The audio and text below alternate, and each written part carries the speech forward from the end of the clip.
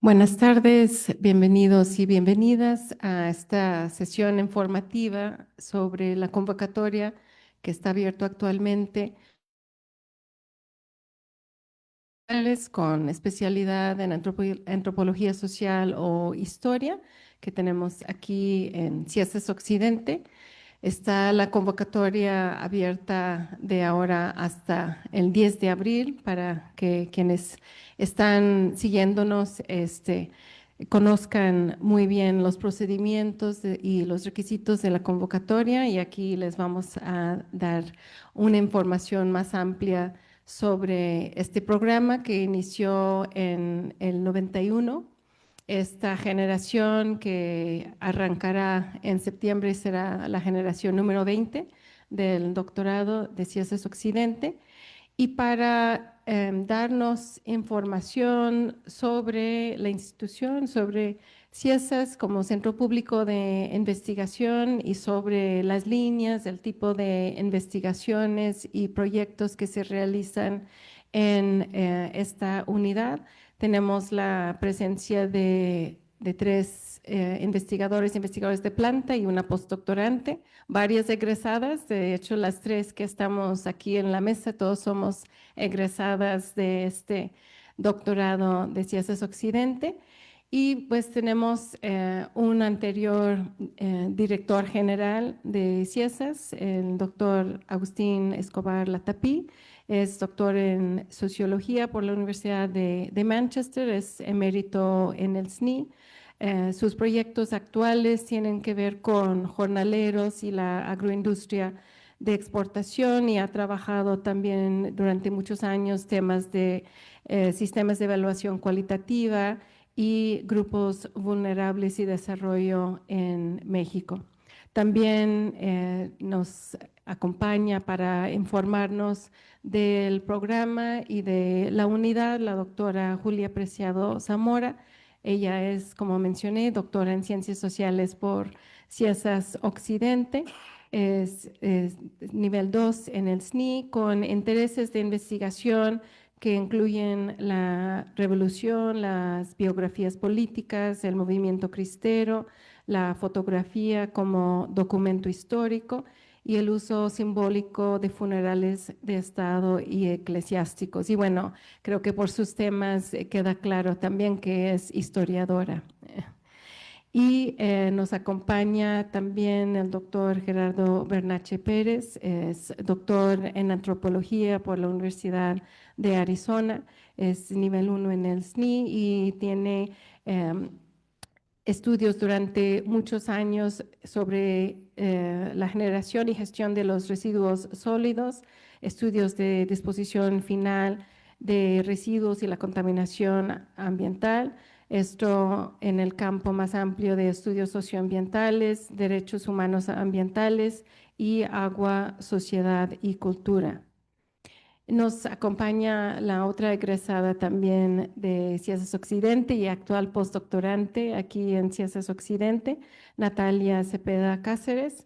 Ella estudia temas de transición en el espacio rural, en las familias, mujeres rurales, saberes locales y memorias en las artesanías y trabajo artesanal, formación y capacitación laboral, profesionalización de las mujeres y procesos de metropolización y urbanización en los territorios.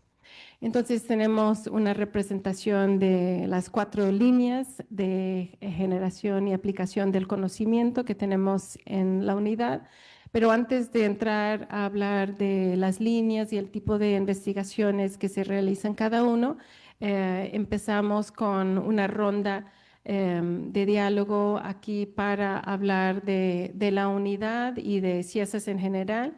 Y bueno, empezamos con el doctor Agustín Escobar, si nos puede hablar de ciencias como institución, quiénes somos, por qué un aspirante al doctorado debe de interesarse en ciencias. Muchísimas gracias, Cindy. ¿Tú te presentaste? Me faltó un pequeño detalle. Cindy McCallum, yo soy actualmente la coordinadora de posgrado aquí en Ciencias Occidente. Estoy en la unidad desde 2021, como mencioné, egresada de aquí. Y yo trabajo temas que tienen que ver con gestión del agua, aunque creo que luego Gerardo hablará más de nuestra línea de ambiente y sociedad. Pero muchas gracias.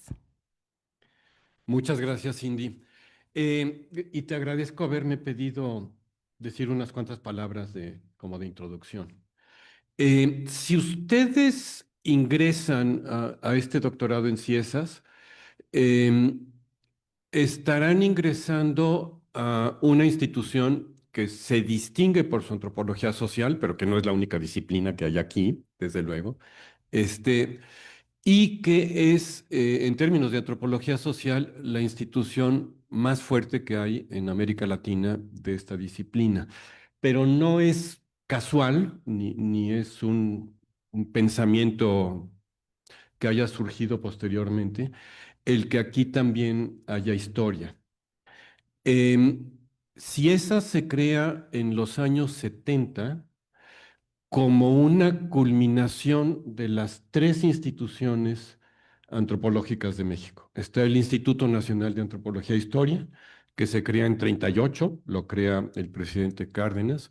Está el Instituto Nacional Indigenista, que se crea después y que tiene a su cargo la política de desarrollo de los pueblos indígenas, lo cual después se vuelve extremadamente polémico. Y esto, digamos, esto termina de armarse con la creación de lo que en ese momento se llamaba CICINA y que ahora se llama CIESAS. ¿Qué es CIESAS? CIESAS es una institución con una misión doble en su creación, que es un proyecto intelectual. Ese proyecto intelectual es entender el desarrollo y el cambio de la sociedad mexicana y de las sociedades latinoamericanas en general, pero desde una óptica materialista, crítica, estructural. ¿Qué quiere eso decir? Que nos interesó desde el principio de la fundación de CIESAS entender a la sociedad en su complejidad total y no únicamente entender ciertos temas, sino también entender cómo se había desarrollado. Entonces, nacemos como una institución que estudia campesinos, pero que también estudia la formación de la sociedad colonial en México y la independiente posteriormente, y además hace etnohistoria, rescata códices, etcétera. La idea era hacer una historia social de México desde la conquista o un poco antes, pero también las transformaciones que eran absolutamente contemporáneas. ¿Qué estaba pasando con el campesinado? ¿Estaba desapareciendo? ¿No estaba desapareciendo? ¿Qué estaba sucediendo con las ciudades? Etcétera. Esta institución se creó en la Ciudad de México en 1973, pero más o menos a partir de 81, 82 se va creando un sistema nacional. Hoy son 7 instituciones, cada una con una personalidad un poco distinta, y si ustedes se unen así, esas serán parte de este conjunto de instituciones. Al ser director general decían que no había institución más difícil de dirigir que Ciesas, porque Ciesas era un archipiélago de sedes y de distintas instituciones con distintas características. Algo de esto es cierto, pero también es cierto que somos un sistema nacional muy fuerte. Obviamente los temas que ahora estamos estudiando han ido variando y de eso hablarán mis compañeros aquí en la mesa, pero la idea persiste, es decir, la ambición de Ciesas, la misión de Ciesas es estudiar el conjunto complejo de la sociedad mexicana en todo lo que tiene que ver, sobre todo, con los grupos que no tienen poder. Es decir, con los pobres, los indígenas, los pobladores que llevan a cabo movimientos políticos urbanos, etcétera. Este es el sesgo de Ciesas y eso lo hemos mantenido desde ese momento. El doctorado, por su parte, es un doctorado de excelencia. Este es el primer doctorado de CIESAS que lleva funcionando desde 1991. Hubo un doctorado que se creó antes, pero se cerró. Y el doctorado, bueno, es de excelencia y hace una semana una tesis de este doctorado obtuvo el premio a la mejor tesis en ciencias sociales de la Academia Mexicana de Ciencias. Entonces, digo, somos de excelencia, no nada más lo decimos nosotros, también otros lo dicen. Muchísimas gracias, Cindy. Muchísimas gracias, Agustín. Ahora, para seguir hablando de la historia de este doctorado, de cómo se conformó, si la doctora Preciado nos puede hablar un poco de esa historia y de cuáles son las características de alguna manera que distinguen a este doctorado en Ciencias Occidente.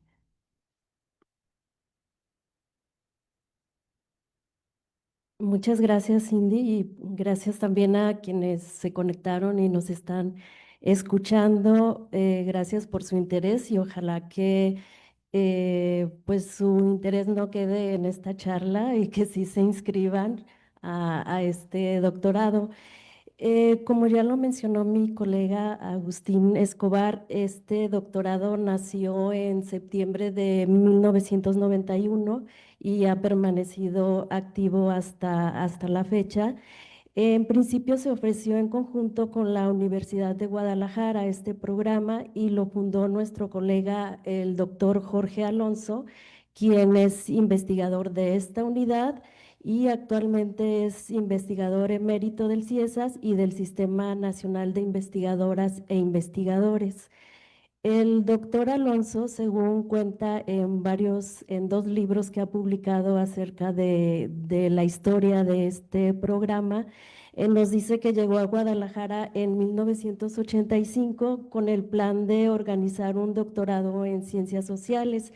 En 1987 es cuando se funda CIESAS Occidente y bueno, como ya mencionó el doctor Escobar, y el doctor Alonso venía del doctorado que se había formado en Ciudad de México, en CIESAS México, con el doctor Ángel Paler, era egresado de ahí. Entonces, el doctorado que va a organizar el doctor Jorge Alonso va a tener la influencia de ese programa primigenio de CIESAS, ¿no? Que fue en antropología social y bueno, este será en ciencias sociales. Y este programa en ciencias sociales fue el primero en la región occidente y creo que es el primero en ciencias sociales en Jalisco. Creo, no sé. Fuera de México Es el primero fuera de México en ciencias sociales. Y también fue un programa que desde el inicio perteneció al padrón de excelencia del entonces CONACYT en la categoría de alto nivel y ofreció desde entonces las 4 líneas de investigación: antropología social, historia, y esta antropología social e historia estaban en CIESAS y sociología y desarrollo regional en la Universidad de Guadalajara. En sus orígenes, el programa del doctorado se dividió, su currícula eran semestres, eran 8 semestres, y ahí se incorporaron como primeros tutores o investigadores 4 colegas de CIESAS Occidente y 4 de la Universidad de Guadalajara. En lo que yo leí acerca de la historia del doctorado, nos dice Jorge Alonso que los primeros fueron la doctora Carmen Castañeda, los doctores Agustín Escobar, Jorge Alonso y Guillermo de la Peña, quienes estuvieron al principio en este programa de doctorado. Entonces, la primera generación de este doctorado fue de 1991 a 1995. A esta primera generación se inscribieron 9 estudiantes que se titularon en tiempo y forma. Y en ese entonces el doctorado abría su convocatoria cada año. Entonces tenemos la generación de 1991 a 95, la 1992 a 96, la 1993 a 97, y bueno, la segunda tuvo 7 estudiantes, la tercera tuvo 4, la de 94 a 98 tuvo 2 estudiantes y la de 95 a 99 11 estudiantes. Y bueno, como vemos aquí, se abría cada año, pero a partir de 1997 se abrió la convocatoria ya cada 2 años. Entonces, la siguiente promoción fue la de 1997-2001 y esa es a la generación que yo pertenezco. Y fuimos 18 estudiantes y los 18 estamos titulados, ¿no? Uno de los objetivos de este programa o cuál sería la característica de este programa que les estamos presentando, pues es el desarrollo de la investigación científica de alto nivel y también es formar doctores en ciencias sociales que contribuyan al impulso científico en el occidente de México. Y por ello, un eje modular del programa fueron y son todavía los seminarios de investigación. En el pasado se cursaba un trimestre de curso propedéutico, en lo que los estudiantes convertíamos nuestro anteproyecto en un proyecto sólido. Bueno, eso a mí me tocó todavía en mi generación el propedéutico. Y bueno, todo esto para recordarles que se ofrecía en conjunto con la Universidad de Guadalajara. Después de alrededor de 8 años de feliz colaboración, el CIESAS y la universidad decidieron continuar cada uno con su programa y bueno, continuaron con el reconocimiento que tenían del entonces CONACYT. Y en CIESA se quedaron pues las 2 líneas que tradicionalmente se ofrecían, que era antropología social e historia. El doctorado nuestro en 2007 se consolidó como posgrado de competencia internacional y sigue siendo un programa que se cursa en 4 años, divididos en 12 cuatrimestres ahora, y los seminarios de investigación se agrupan por las 4 líneas de especialización que tenemos, que es cultura e identidades contemporáneas, política y sociedad, historia social y cultural y ambiente y sociedad. Y el núcleo académico lo formamos todos los investigadores de la unidad, también participan colegas de otras unidades de CIESAS y de instituciones y universidades nacionales y extranjeras con quienes por costumbre se ha colaborado. Ah, y en este nuevo o en este actual programa, en los seminarios de investigación siguen siendo, pues eso, la columna vertebral del programa. Entonces, si ustedes deciden ingresar y, bueno, son aceptados en este programa, cursarán 12 seminarios de investigación que corresponden a cada uno de los cuatrimestres. Y en esas sesiones de seminarios se dividen en las 4 líneas que ya les mencioné.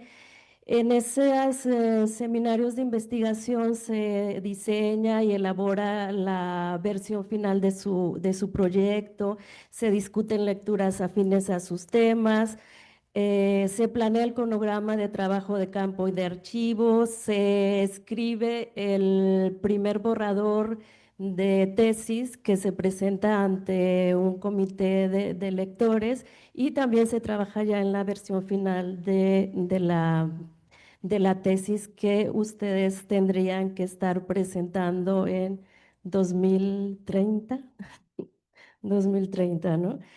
Bueno, entonces estas pues son las características de un programa como este en ciencias sociales y pues ojalá que se decidan a ingresar o a solicitar su ingreso a este programa.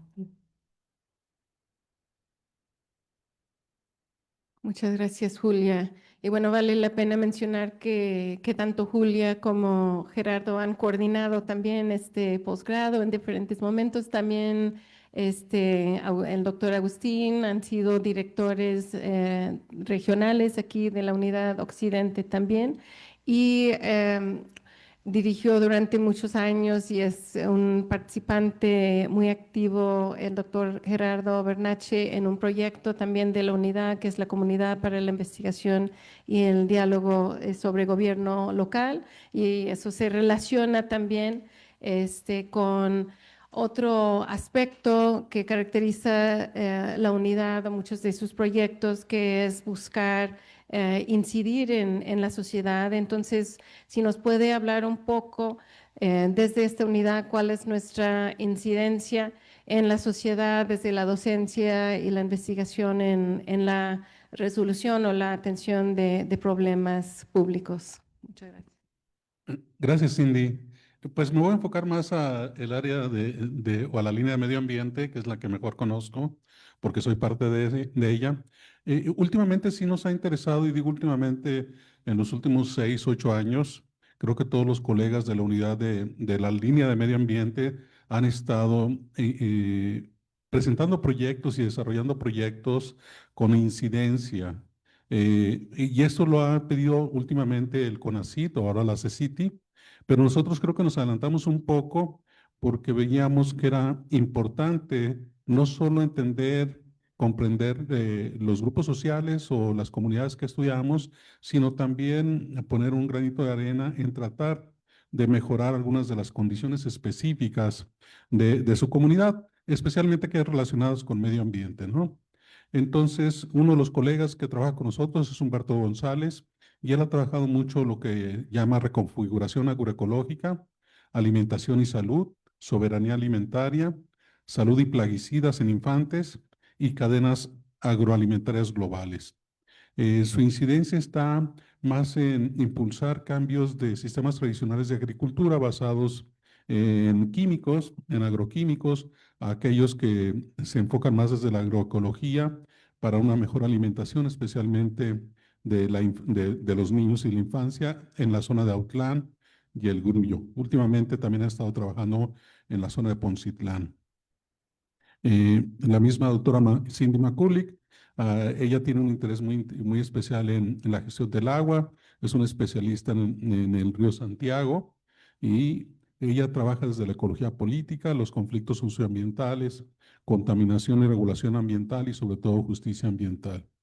Entre los proyectos que ha desarrollado está Agua y Poder en el Occidente de México, conflictividad, contaminación y acaparamiento e incidencia del agua para la regeneración y acaparamiento. Otro es incidencia para la regeneración ecohidrológica y reapropiación comunitaria de la alta cuenca del Río Grande de Santiago, en el que también participé yo. Y una colega que participa desde la unidad peninsular que está en Mérida, ella se llama Ángeles López Santillán, ya tiene intereses en temas como reproducción y cambio social, globalización y reconfiguración agroeconómica de sociedades costeras y agroforestales, desarrollo y producción turística, etc. Algunos tres proyectos que se están trabajando ahorita y que tienen una incidencia directa. Uno es el que está desarrollando la investigadora por México, Luz Emilia Lara y Bretón, que se llama Salud Ambiental y Nutrición Agroecológica para aliviar el riñón. Ella trabaja con niños en la zona en el municipio de Poncitlán, y sobre todo su propuesta es que una alimentación sana y con base en productos naturales y la producción agroecológica de alimentos puede ayudar a impulsar la salud del niño, sobre todo en esta comunidad que es muy alta la prevalencia de la enfermedad renal crónica de causa desconocida en comunidades que son comunidades indígenas marginadas.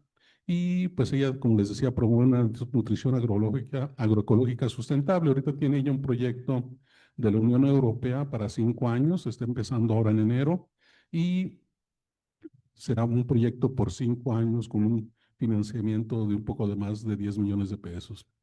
Mariano Beret Rodríguez es otro investigador por México de la línea de medio ambiente, y él tiene un proyecto ahorita de la CECITI, de la Secretaría de Ciencia y Tecnología, que se llama Organización Comunitaria para la Soberanía hidroenergética, experiencias y aprendizajes desde el sistema de abastecimiento de agua asistidos por generadores fotovoltaicos.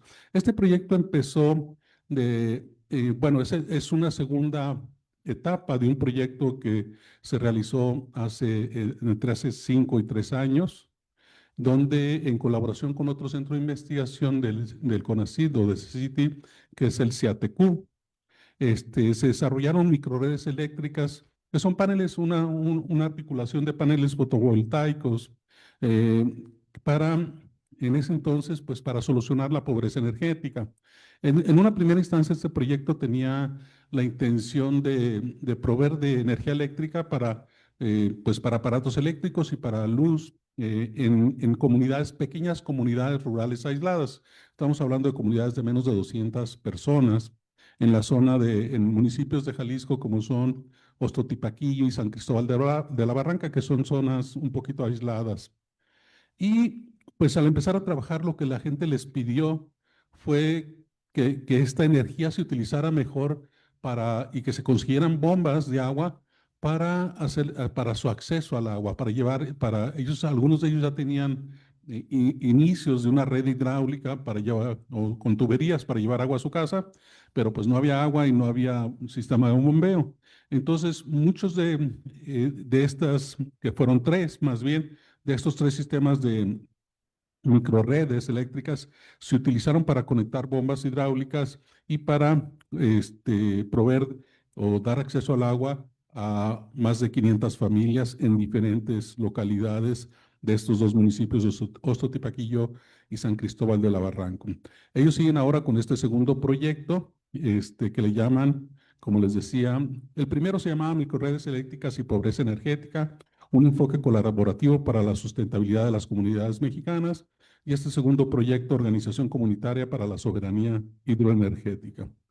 Y por último, bueno, otro ejemplo es un proyecto que me tocó dirigir, que financió la Fundación Gonzalo Riarronte, con título Fortalecimiento de capacidades e instrumentos para mejorar la gestión y la gobernanza del agua en municipios de la red de alcaldesas de Jalisco. Nosotros trabajamos específicamente, bueno, el proyecto empezó precisamente con un grupo de alcaldesas y después pues hubo cambios y llegaron hombres o llegaron otras mujeres, pero trabajamos en 3 municipios, El Grullo, Zapotlán de Vadillo y Unión de Tula. Este proyecto, los principales aportes fueron la capacitación de 156 funcionarios públicos de diversas áreas de los ayuntamientos,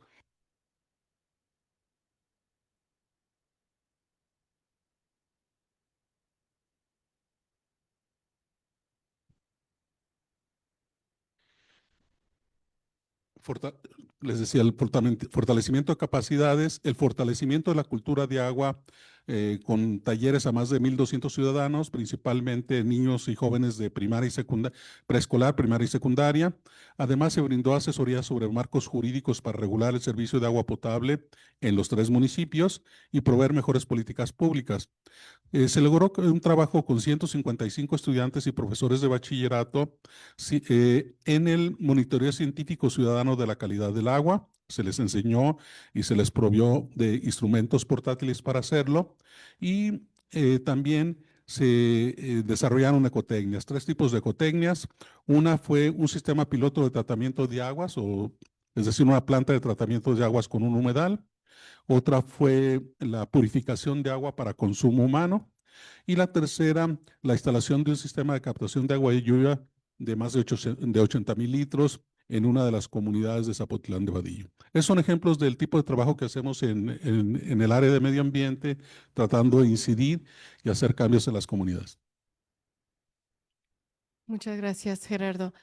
Bueno, para tener también la perspectiva un poco desde estudiar y más recientemente un poco en este doctorado, le pediría a la doctora Natalia Cepeda si nos puede hablar un poquito sobre cómo se vive este doctorado como estudiante y también ya como egresada, qué oportunidades y habilidades te ha brindado este posgrado. Muchas gracias.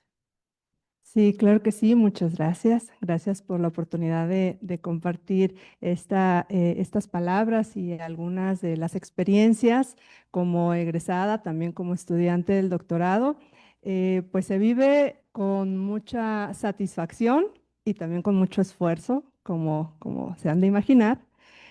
Como ya se mencionaba, pues es una formación de alto nivel, reconocida a nivel nacional e internacional, exigente, pero pues muy enriquecedora.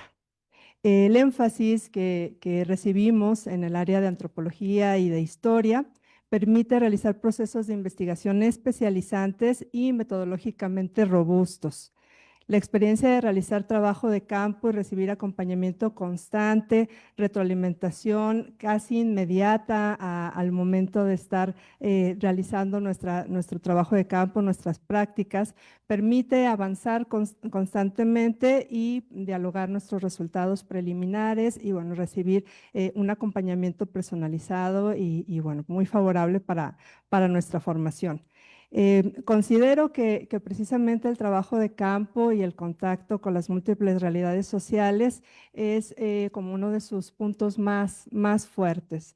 Despierta inquietudes, mantiene la motivación de los estudiantes, te permite repensar tus planteamientos, estás constantemente en esta búsqueda de alternativas y bueno, es como un proceso muy valioso.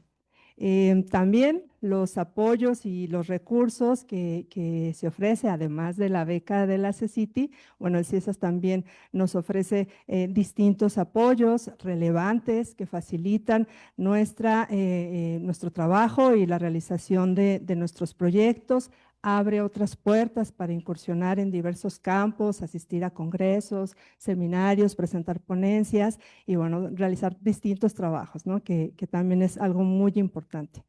Aunque se trata de un doctorado en ciencias sociales con énfasis en antropología social y en historia, la verdad es que es muy incluyente, ¿no? Hay flexibilidad y apertura para recibir estudiantes con diversas formaciones, con experiencia en ciencias sociales y en investigación, pero que, bueno, pueden perfectamente incorporarse a estas áreas y que, bueno, pues reciben una formación de mucha calidad. El trabajo que realizamos en los seminarios, como también ya se comentaba por líneas, pues genera este acompañamiento, este diálogo, incluso complicidad, ¿no? Se forman equipos de trabajo y la plantilla docente, pues es, yo creo que además otro de sus pilares fundamentales. Son profesoras y profesores investigadores de muy alto nivel, reconocidos ampliamente por su experiencia, por su trabajo académico y profesional, expertos en sus temas, creo que es algo muy importante también. Exige un desempeño de excelencia, disciplina, responsabilidad, manejo del tiempo, tolerancia, paciencia. En palabras de la doctora Teresa Fernández, hay que comer bien, hay que dormir bien, pero bueno, a cambio de esto, pues recibes una formación excelente y este esfuerzo pues vale mucho la pena. Estudiar el doctorado te transforma en muchos sentidos y es una experiencia altamente recomendable. Ojalá que se animen a participar.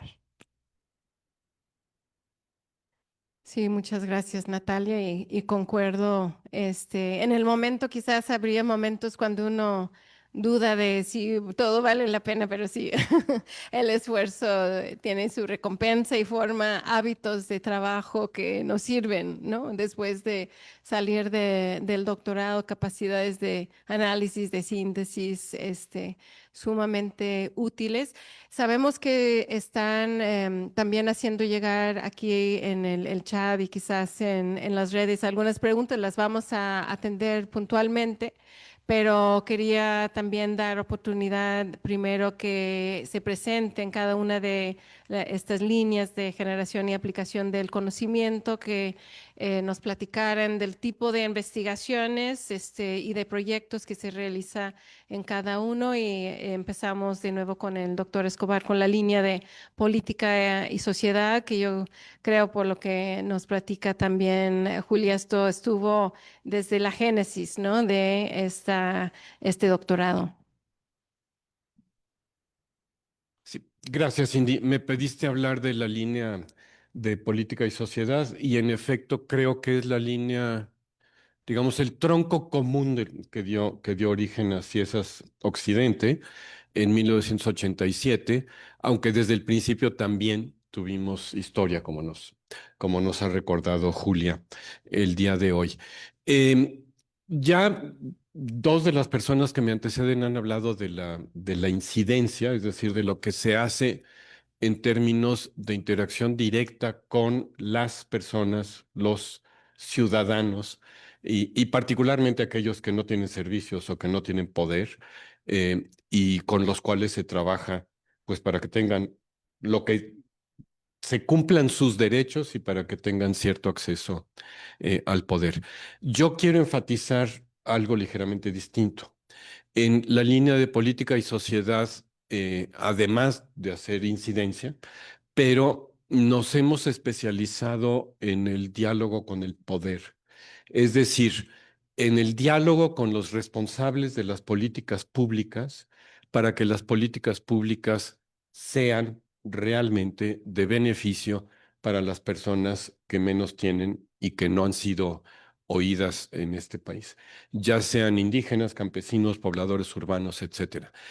Por ejemplo, hay que decir que si esas fue la institución de mayor peso, con 2 representantes de 6, en el Consejo Nacional de Evaluación de la Política de Desarrollo Social, que fue el consejo que evaluó esas políticas públicas, que discutió durante 15 años con los responsables de esas políticas públicas, y estar ahí el secretario de Desarrollo Social discutiendo con nosotros, y que finalmente fue una instancia crucial para decidir qué era lo que el gobierno hacía y escogía como política pública para reducir la pobreza y aumentar el bienestar en México. El Coneval desapareció en 2024, pero sí esa fue la institución que durante sus primeros 15 años tuvo más representantes académicos en sus órganos de decisión, ¿no? Entonces, ciertamente ahí lo que puede verse es que CIESAS es muy respetado en términos de lo que puede decirle al gobierno que es bueno para la población, ¿no? Em, en este momento, otro ejemplo de esto es el proyecto que yo dirijo, que se llama Jornaleros en la Agricultura de Exportación, que es un proyecto de estudio que, si bien realiza trabajo de campo y recopila análisis de estadísticas oficiales en todo el país, pero también coordina un grupo de empresas, asociaciones de responsabilidad social, sindicatos, organizaciones sociales, reunidas únicamente con el interés de fomentar el bienestar de los trabajadores. Es decir, digo, obviamente estas empresas, etcétera, se juntarán para discutir cómo hacer más ganancias, pero lo que discuten en este grupo es cómo mejorar el bienestar de los trabajadores. Y eso es algo que hemos mantenido con algunos problemas, porque tenía financiamiento del gobierno de Estados Unidos y ya no lo tiene, pero ya volvió a trabajar y es algo que esperamos que incida en los servicios de guarderías, de escuelas, de clínicas, y obviamente en el cumplimiento de la formalidad en la relación laboral de los trabajadores. Quiero presentar, por favor, a los otros miembros de mi línea. Carla.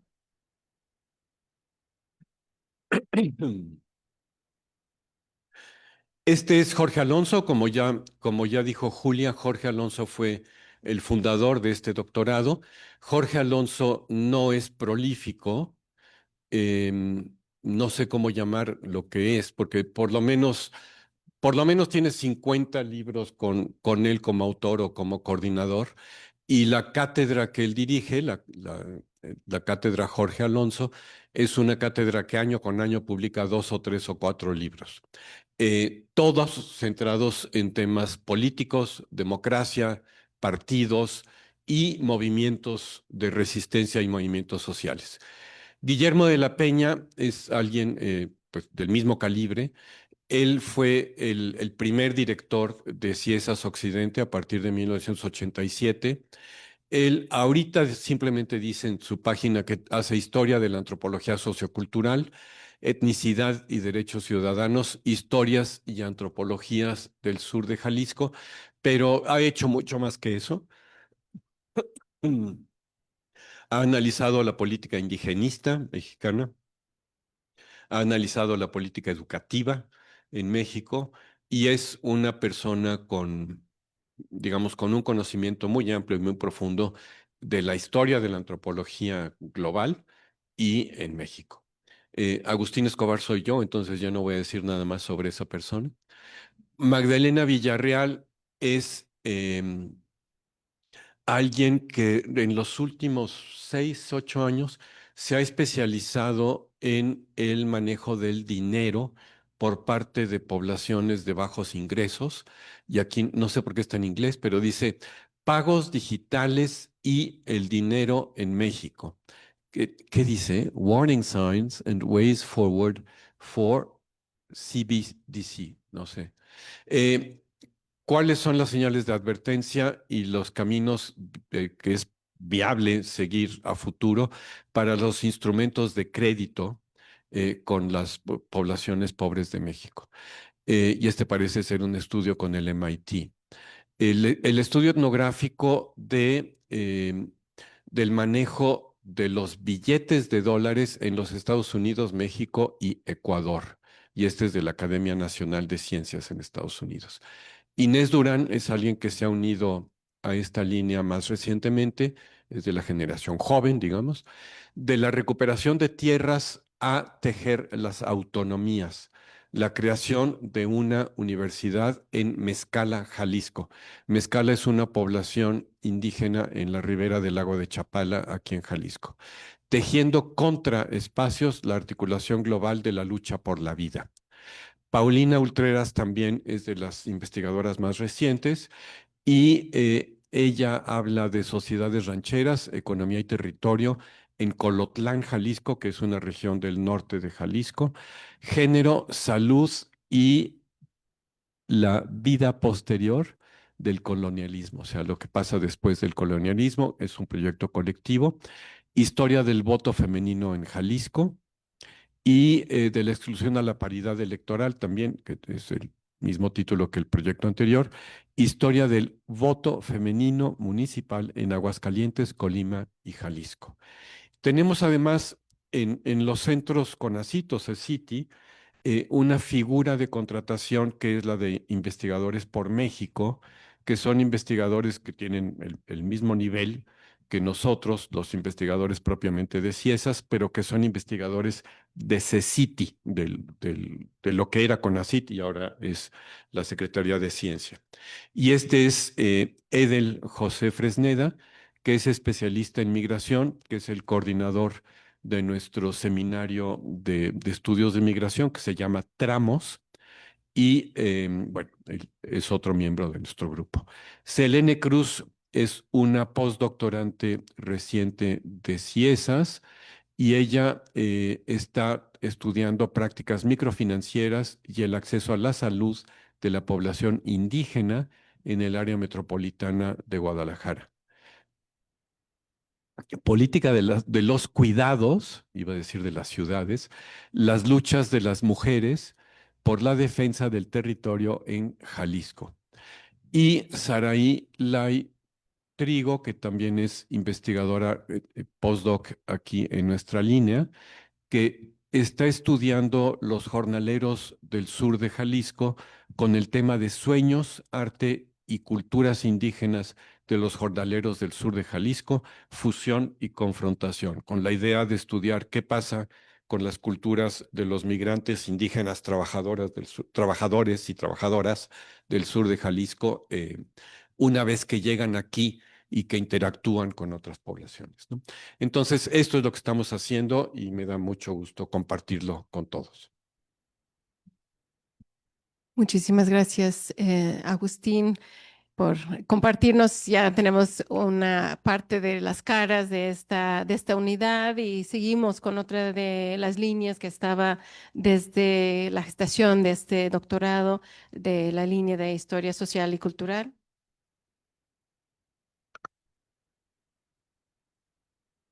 Bueno, yo les voy a hablar de la línea que ya mencionó Cindy y investigamos en esta línea desde una perspectiva diacrónica y resaltamos aportes, discusiones y la interdisciplinariedad entre la historia y la antropología. Eh, Esta línea, como ya lo mencioné al principio, la fundó la doctora Carmen Castañeda, pues ya hace pues más de 30 años y ha estado abierta a diferentes disciplinas y por ello ha incorporado entre sus integrantes a colegas de diferentes formaciones. Bueno, en esta línea estamos la doctora María Teresa Fernández Aceves, ella es historiadora. Está Alejandra Aguilar Ross, que es antropóloga. Laura Machuca Gallegos, ella es investigadora de Ciesas Peninsular y está incorporada con nosotros en esta línea, es historiadora también. Y Andrés Fábregas es antropólogo, Héctor Medina también es antropólogo y como postdoctorantes están Ileana Gómez Ortega, que es historiadora, Gibran Monterrubio García, que también es historiador, y la doctora Dulce Gómez Navarro, que ella es del programa de investigadores por México. Entonces somos quienes formamos esta línea. En nuestra línea, los temas que abordamos bajo el enfoque de la historia social y cultural son, por ejemplo, grupos chichimecas y rancheros en el occidente de México, eso lo trabaja el doctor Andrés Fábregas, biografías políticas y trayectorias de vida, este tema lo trabajamos Teresa Fernández y yo. El estudio simbólico de funerales de Estado y eclesiásticos lo trabajo también yo. Historia de mujeres y género, cambio tecnológico, cultura material, educación, guerra, narrativas personales y trabajo, se encarga la doctora Teresa Fernández. Historia, antropología y demografía de los huicholes es el colega Héctor Medina. Historia del cuerpo, cruces históricos de cuerpo, religión y etnicidades, historia de los santuarios, es Alejandra Aguilar. Y movimientos sociales y políticos, bueno, también yo lo he trabajado a través de la Guerra Cristera, grupos socioeconómicos, comerciantes, hacendados, cabildantes, élites, microhistoria y redes sociales, lo trabaja Laura Machuca y nuestros postdoctorantes trabajan temas, bueno, Ileana Gómez trabaja también temas de la política, bueno, las mujeres en la política. Gibran trabaja cuestiones de espionaje durante la Guerra Cristera y la doctora Dulce Gómez trabaja también la participación política de mujeres indígenas. Bueno, nuestra línea se ha modificado a través de los años, ha modificado su nombre y bueno, que también estos cambios reflejan pues los intereses temáticos académicos de profesores y de estudiantes.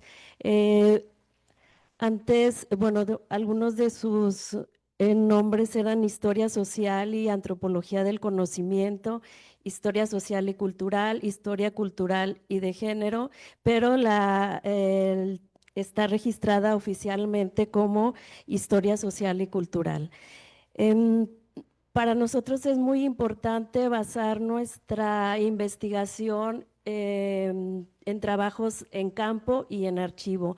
Acudimos a diferentes fuentes de información como diarios, desfiles, procesiones, recetarios, medallas, banderas, fotografías, arquitectura, oraciones fúnebres, reportes médicos, álbumes personales y familiares, entre otro tipo de fuentes.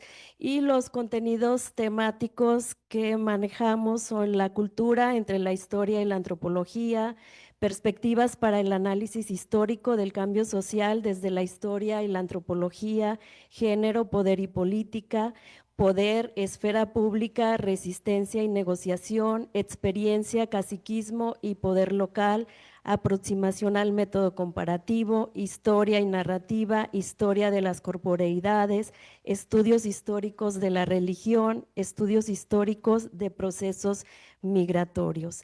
Y bueno, nuestra línea a la fecha tiene más de alrededor de 40 egresados, creo.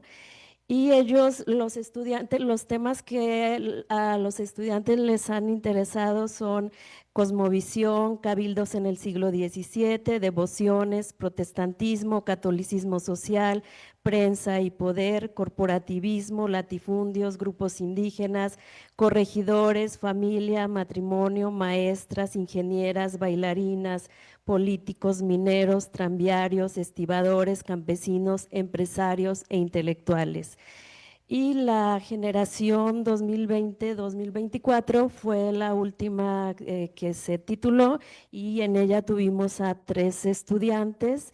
La generación actual es bueno, tenemos 2 generaciones actuales, la 2022 26 son 3 estudiantes de historia, ellos se encuentran ahora trabajando en las versiones finales de su tesis que deberán presentar idealmente en agosto, ¿no? Y la generación vigente es la 2024-2028 y en historia tenemos 4 estudiantes que ahora están en trabajo de campo y de archivo. Y bueno, esto sería un breve resumen de lo que trabajamos en historia social y cultural.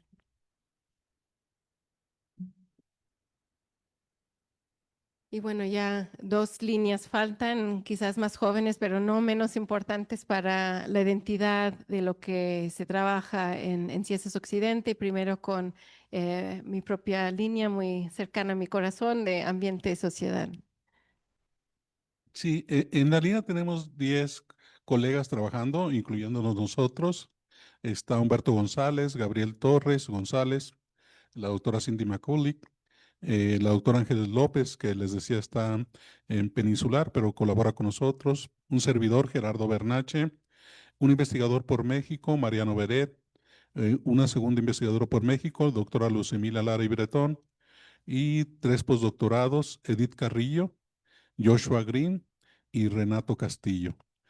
Cada uno tiene, pues, obviamente, intereses diferentes, pero todos aglutinados en la línea de medio ambiente, que empezó con ciertos temas, pero ha evolucionado a los temas más actuales.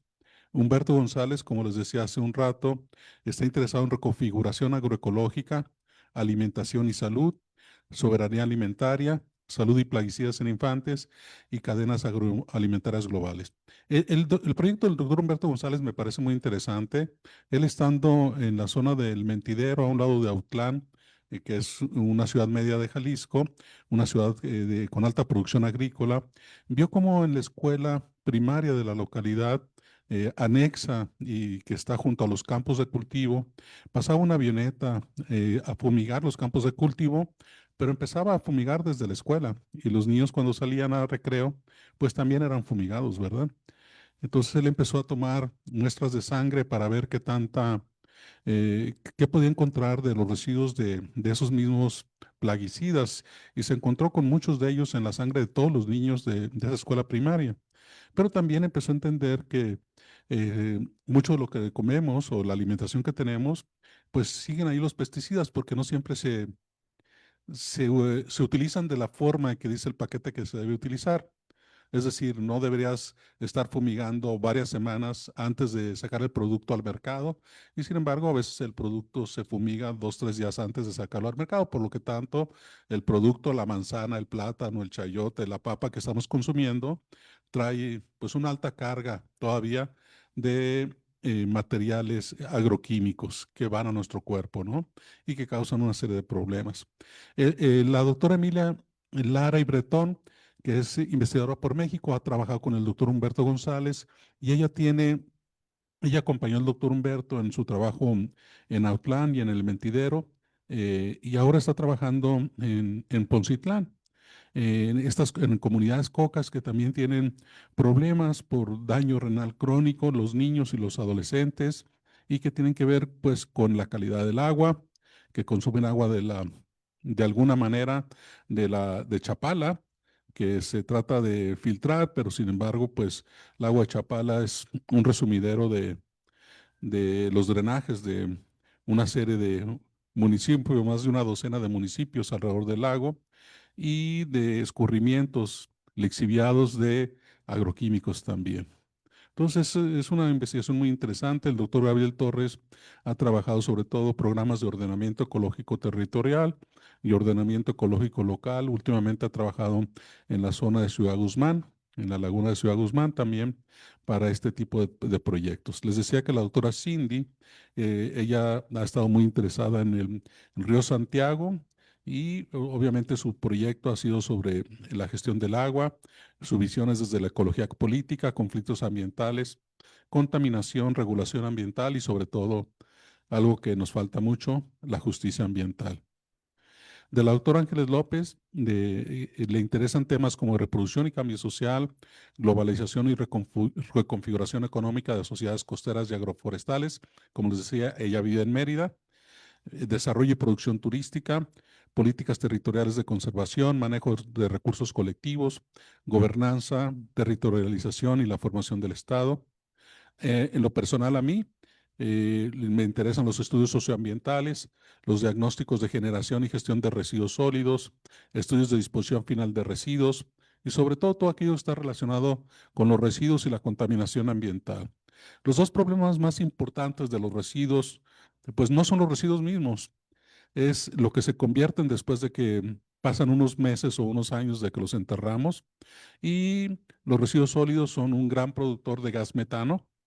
Entonces, los sitios de disposición final, pues son focos de producción de gas metano que contribuye al efecto invernadero, y la producción de lixiviados, que son estos jugos de la basura que se escapan de los sitios y que contaminan fuentes de aguas superficiales y subterráneas. Es algo que me interesa trabajar y que lo he trabajado desde hace más de 30 años. Mariano Peret es investigador por México. Él realiza investigación jurídica, teórica y aplicada para la sustentabilidad ambiental, en democracia y cultura de la legalidad ambiental, en gobernanza territorial, gestión pública y acción del cambio climático, y en instituciones, organizaciones y instrumentos para la sustentabilidad de servicios públicos de agua y residuos, conservación de áreas naturales y transición energética.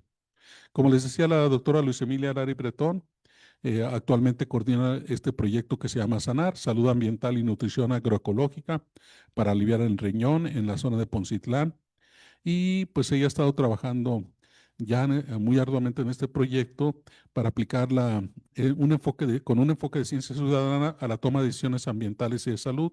Trabaja con las autoridades del Ayuntamiento de Poncitlán, con las autoridades locales de la comunidad y también con las autoridades de los centros escolares de preescolar, primaria y secundaria de la localidad, para llegar a los niños. Ha instalado comedores escolares para proveerlos de alimentación sana, de alimentación con una producción agroecológica. También está trabajando para la purificación de agua con que tenga los estándares para el consumo humano y la remoción de plaguicidas. Joshua Green es un postdoctorado también. Su tema de interés es el agua, el acceso al agua y la purificación del agua para el consumo humano y el tratamiento de aguas residuales. Joshua Green ha trabajado también en la zona de Poncitlán y ha instalado una serie de filtros de agua con tecnologías más simples y los ha puesto a la disposición de la comunidad. Trabaja con dos tipos de filtros de agua, uno comunitario, que es de mayor escala con una producción de 10,000 litros o más, y otros familiares para uso en casas habitación. La idea es que estos filtros que ha desarrollado con tecnologías más simples a través de arenas, de carbono, de zeolita, para que el agua que se filtre por ahí sea apta para consumo humano. También ha desarrollado una serie de proyectos de humedales para el tratamiento de aguas residuales de estas comunidades y que las aguas residuales no vayan crudas al lago de Chapala, sino que se traten y ya se puedan descargar al lago de Chapala, pero con un tratamiento previo, ¿no?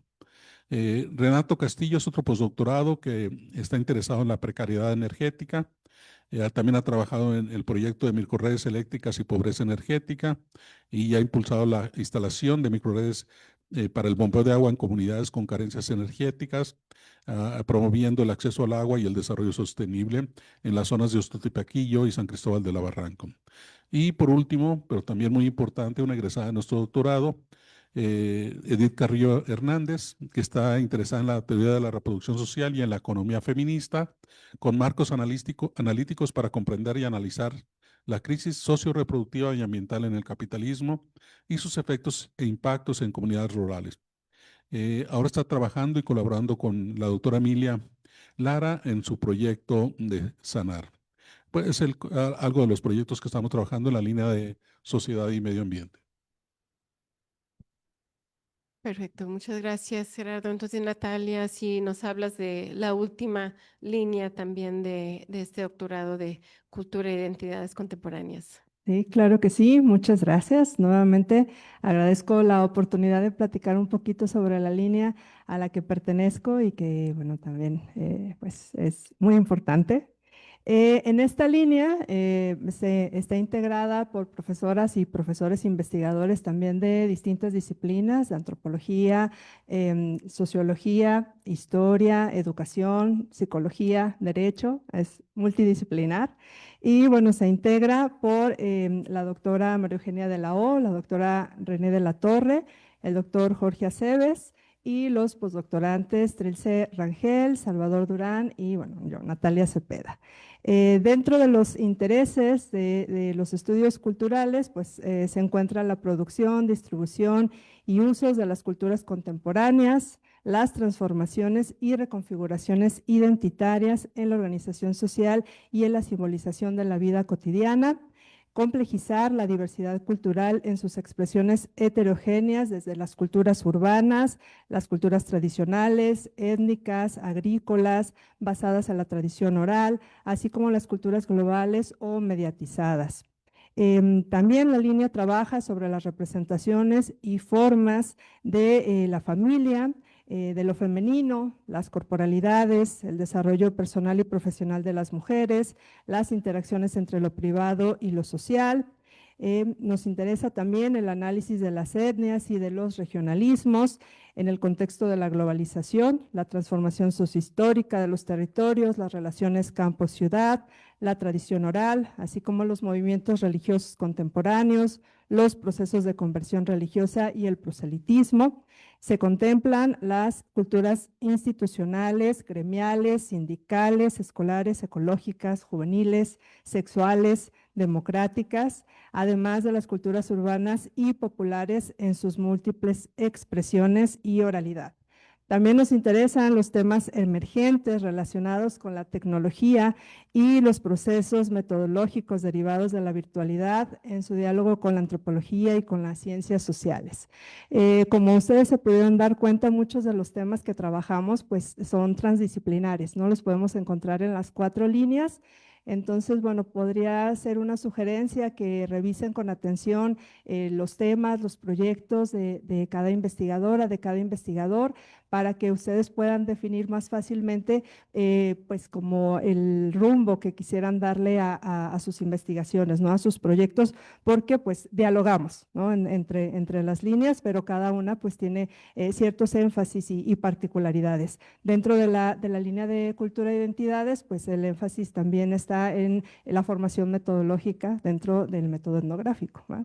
Como las otras 3 también, ¿no? Y bueno, en los temas concretos que más trabajamos pues son familia, género, sexualidad, corporalidades, culturas urbanas, laborales y juveniles, pluralidad religiosa, danzas rituales, poder, educación. Y bueno, también es importante mencionar que integrantes de la línea pues participan y organizan el seminario sobre religiosidades contemporáneas y también están en la coordinación de la revista Encartes Multimedia, por mencionar algunas de las cuestiones que se realizan en la línea. Perfecto, muchas gracias. Pues tenemos este panorama del programa y de la unidad. Aquí en la sesión en Zoom nos han llegado una serie de preguntas. Ahorita las repasamos. Aquí nuestra colega Carla Figueroa ha venido contestando algunas, pero también hay quien nos sigue por redes. Entonces creo que vale la pena que leamos cada pregunta y brevemente la atendemos. Y aquí si hay alguna pregunta en vivo, otras preguntas en Zoom o en Facebook, por favor, adelante con sus preguntas. Bueno, aunque ya lo contestamos, es importante mencionarlo, de que si todavía no tienen su título, ustedes tienen que entregar todos sus documentos el día del cierre de la convocatoria. Entonces, su expediente tiene que entregarse completamente. Entonces, si aquellos que todavía están en proceso, pues no entrarían porque no tienen la documentación completa, ¿es correcto? Sí, eso es correcto. Y sí, vamos, ese fue de la primera pregunta y eso nos ha llegado por correo. También quien tiene pregunta después, estamos a la disposición en los correos que vienen en la convocatoria. Varias personas ya nos han preguntado y sí se requiere tener ya el título de la maestría a la hora de presentar su expediente para el 10 de abril, ¿no? Para, pues, que el análisis del expediente sea sobre expedientes completos, ¿no? Se requieren, tengan cuidado, por favor, ojalá y si están interesados, pues, si son varios requisitos, pues tengan su checklist para que vaya completo. Otra pregunta aquí que llega es ¿cuántos alumnos están contemplando aceptar en esta convocatoria? No hay un número fijo, por supuesto. Las generaciones han variado, vamos, creo que de los recientes, la generación 2020 quizás fue la más chica, que fue de 10 estudiantes, y otros han sido entre 15, 18 hasta 21 hace algunos años. Entonces, digamos, en ese rango podemos imaginar, pero no es exactamente fijo, depende de la evaluación de los expedientes, los anteproyectos, las y los candidatos que se presenten, ¿no?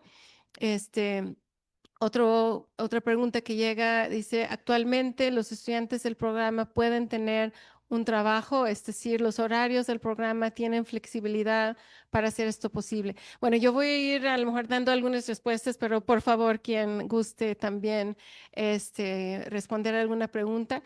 El doctorado es de tiempo completo, requiere de la elaboración de la carta de su dedicación de tiempo completo y no hay como tal flexibilidad en los horarios. Los seminarios normalmente son de 10 a 2 por la tarde, son entre lunes y viernes, puede ser cualquier día de la semana y el trabajo de campo que sí vale la pena destacar, ya se ha mencionado, hay un componente muy fuerte de trabajo de campo y archivo que suman en total 12 meses entre 3 cuatrimestres y ese tiempo es sumamente valioso el doctorado y tiene que ser bien aprovechado, dedicado, ¿no? Este tiempo completo a ese también trabajo de campo y archivo. Otra pregunta dice, yo también estoy en espera de fecha de disertación de mi tesis de maestría. Bueno, esto es quizás similar. En literatura mexicana me interesa el tema de las representaciones urbanas y cómo impactan las transformaciones de la ciudad a los individuos en su estado de bienestar y carencia de sentido de pertenencia, entre otros fenómenos. Sí se trabaja el tema de la construcción y desarrollo de las ciudades modernas en México. ¿En qué línea? Podría caber en diferentes líneas, quizás, dependiendo del enfoque. Lo podría imaginar entre cultura, entre política, incluso entre ambiente y sociedad, dependiendo de las énfasis, pero sí, digamos, el tema tiene cabida. Pero no somos un doctorado en estudios urbanos. Estudiamos el urbanismo, pero desde diferentes perspectivas, desde lo cultural, desde lo ambiental, y digo que no somos un doctorado en estudios urbanos, porque si alguien está interesado precisamente desde el urbanismo, desde la geografía, quizás no sería el mejor doctorado, pero si le interesa abordar el desarrollo de las ciudades históricamente, el desarrollo de las ciudades y su impacto ambiental, etcétera, creo que aquí puede encontrar espacios para desarrollarse muy bien.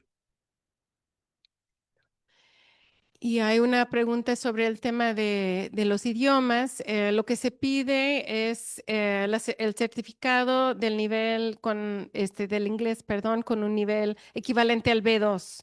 Eso, no pedimos necesariamente TOEFL, aunque puede ser TOEFL.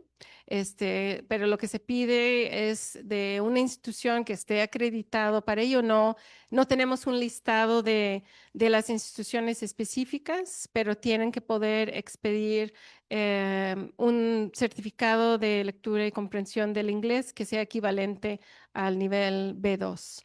Eso es lo que se pide. Em, ¿Hay otras? ¿Fue la última pregunta o si hay más? Perdón. La línea de historia y narrativa engloba los cambios en representaciones literarias, los cambios en registros periodísticos y de la historia de la vida cotidiana. Me interesa mucho el tema de las experiencias urbanas registradas en la literatura y el periodismo como documentos que muestran signos de las transformaciones culturales. Bueno, nuestra línea se llama Historia Social y Cultural y sí tomamos en cuenta la narrativa, pero yo creo que, o sea, tu propuesta me parece importante, pero me gustaría tal vez que aterrizaras mejor tu pregunta para así saber pues exactamente qué te interesaría, pero en principio pues sí podrías solicitar a la línea de historia. Yo tengo una pregunta, Cindy. En el pasado, sí podíamos solicitar, digo, aceptar solicitudes de estudiantes que tuvieran fecha de examen previa al inicio de nuestros cursos. ¿Eso ya no sucede ahorita? Bueno, lo que se ha discutido en la coordinación de posgrado, y sí da pena saber que hay a lo mejor candidatos muy buenos, pero por el tema de las fechas, el riesgo es que se acepte algún alumno o alumna que no tenga el título de maestría ya para el inicio del programa y por lo tanto puede haber problemas con la beca de CCT.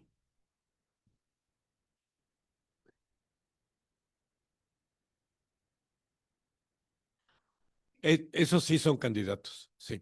Y acabas de mencionar becas. ¿Puedes explicarles, tenemos becas o cómo funciona eso?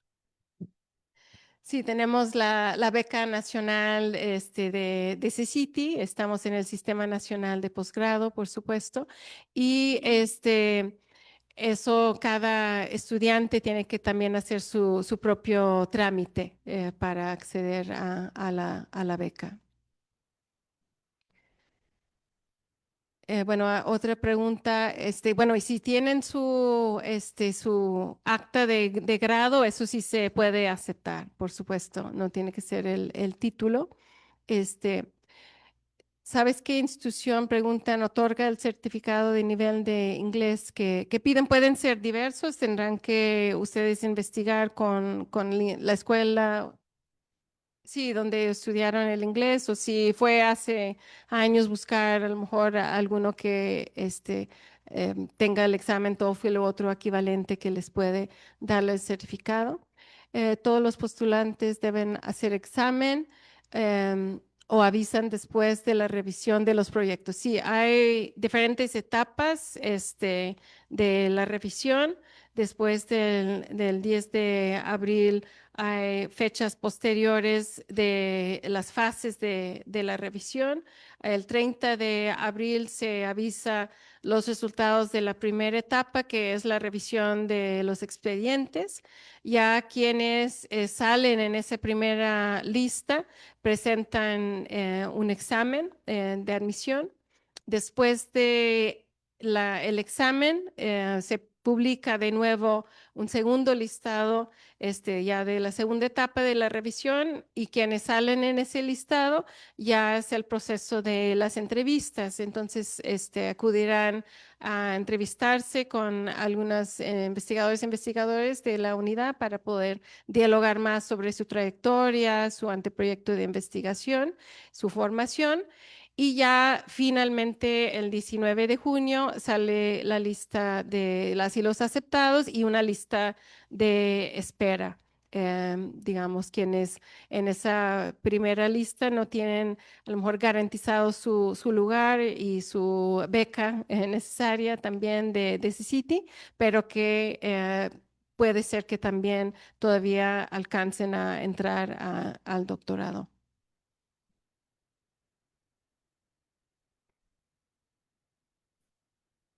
No, el examen es después de la primera ronda de evaluación. Quienes salen en la lista del 30 de abril, que se publicará los resultados de la primera etapa, esos postulantes realizan el examen.